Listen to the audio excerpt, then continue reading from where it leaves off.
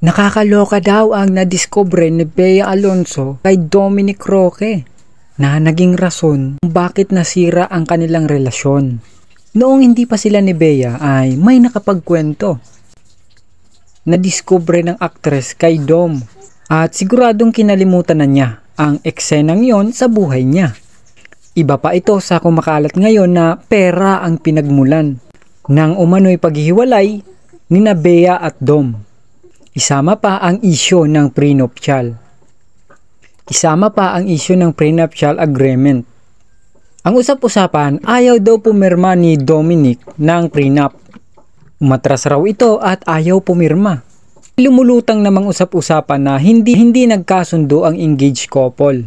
Ito kaya na gusto ni Bea ng engranding wedding habang simple at ang type ni Dominic.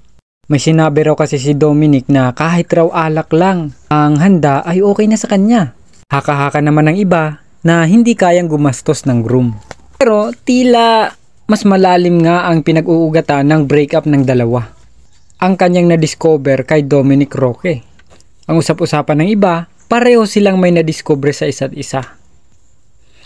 Kahit na ganun ang nangyari, nag-shared post pa rin si Dominic Roque na tila ipinaglalaban si Bea Alonzo. Bea's beautiful person inside and out. No hate, bashing, negative things, please.